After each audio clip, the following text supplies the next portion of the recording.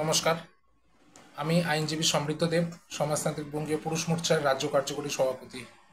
আমাদের সংগঠন পুরুষ অধিকার সংগঠন, এবং আমরা দেখতে পাচ্ছি সমগ্র কলকাতা শহর জুড়ে এক গণ আন্দোলন চালু হয়েছে, যেই আন্দোলনের নাম উই ওয়ান্ট জাস্টিস।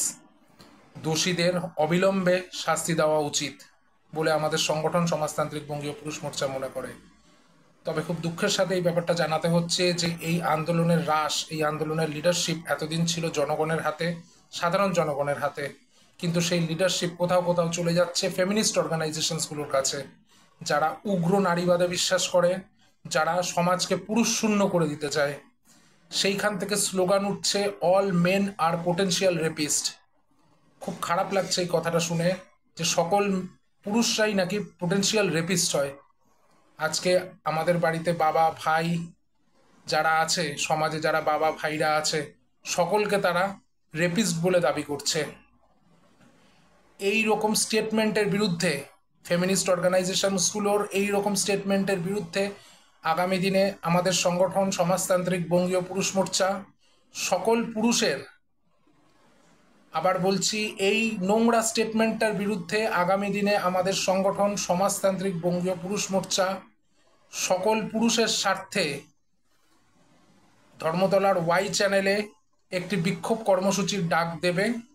আমরা দেখতে পাই যে সমাজে পুরুষরাও বিভিন্নভাবে মহিলাদের দ্বারা নির্যাতিত এবং আক্রান্ত হচ্ছে। False DV case, false rape case, false 498 ইত্যাদি ইত্যাদি মামলা করে পুরুষদের কাছ থেকে মানি এক্সটর্শন করা হচ্ছে।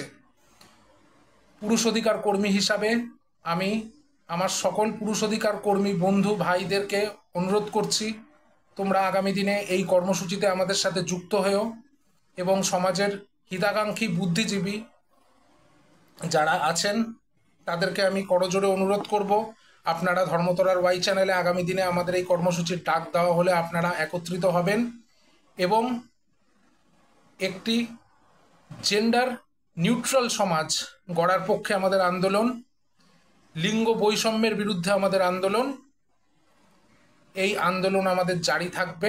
এবং আগামী দিনে আমাদের এই ধর্মতলার ওয়াই চ্যানেলে পুরুষ অধিকার আন্দোলনে সকলকে আসার জন্য আমাদের অনুরোধ রইল। ইনকেলাব জিন্দাবাদ, সমাজতান্ত্রিক বঙ্গীয় পুরুষ মোর্চা জিন্দাবাদ। জয় হিন্দ।